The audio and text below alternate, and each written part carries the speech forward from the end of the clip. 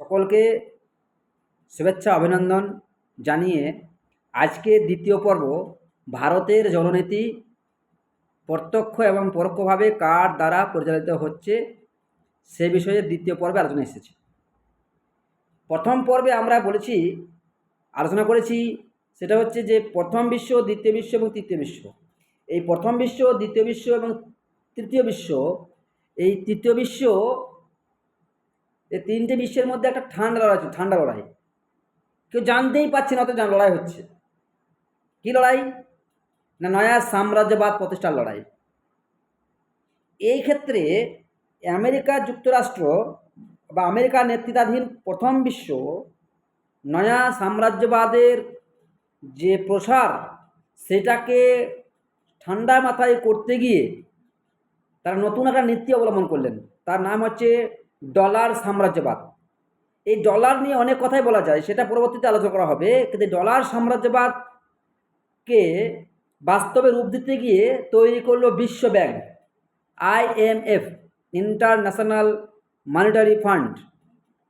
এই বিশ্ব ব্যাংক যখন উন্নয়নশীল রাষ্ট্র বা আর্থিকভাবে পিছিয়ে পড়া বিধ্বস্ত রাষ্ট্রগুলিকে সাহায্য করে, তখন ঋণগ্রহীতা রাষ্ট্রগুলির ওপর পুঁজিবাদী আমেরিকা নিয়ন্ত্রণ প্রতিষ্ঠা করার স্বার্থে কিছু শর্ত চাপিয়ে দেয়, যে শর্ত কোনোদিনই উন্নয়নশীল রাষ্ট্র বা আর্থিকভাবে বিধ্বস্ত রাষ্ট্র পূরণ করতে পারবে না।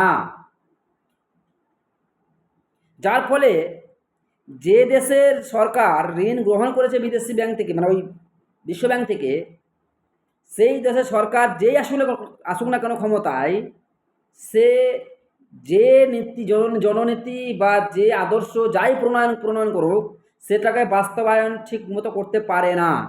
কারণ এক জায়গায়, কারণ যখনই সে তার নীতি এবং আদর্শকে বাস্তবায়ন করতে যাবে, তখন বিশ্ব ব্যাংক বা প্রথম বিশ্বের মতো দেশ আমেরিকা তাকে ব্রেক টেনে ধরবেই। কারণ তুমি আমাকে ঋণ শোধ করো আগে, এই কথা বলবে। এই কথা, ঋণ যদি শোধ না করে তার মস্তান চলবে না। তো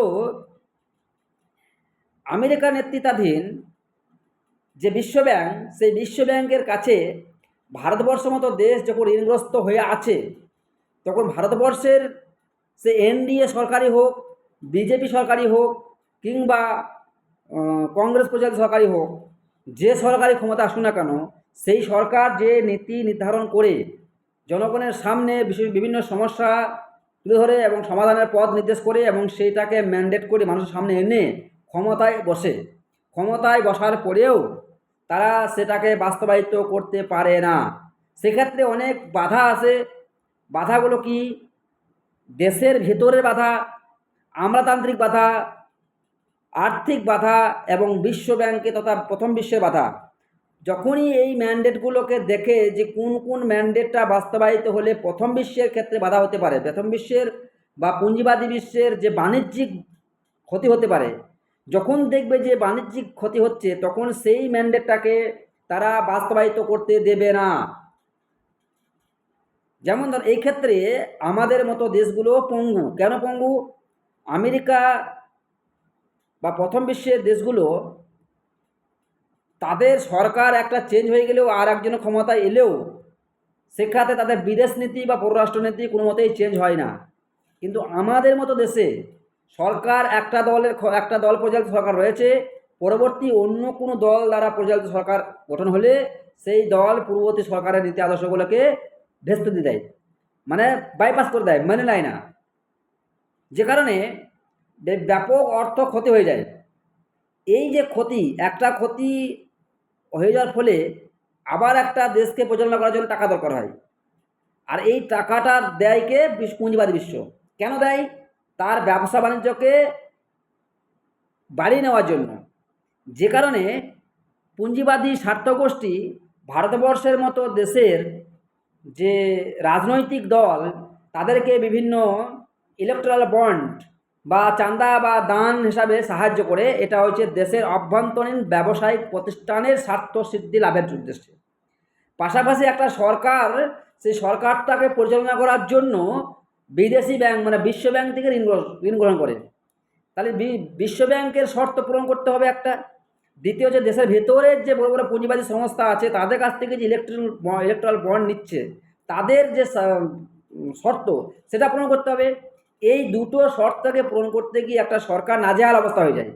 এই নাজেহাল অবস্থা হতে গিয়ে দেশের যে প্রকৃত মানব সম্পদ, এই আমরা আপনারা যারা যুবক, আপনার বাড়ির ছেলেমেয়েরা শিল্প কলকারখানা থেকে আরম্ভ করে আপনার চাকরি বাকরি যে যেখানে হোক না কেন, কোনো দিক থেকে কিন্তু সুন্দর একটা রাস্তা পাচ্ছে না।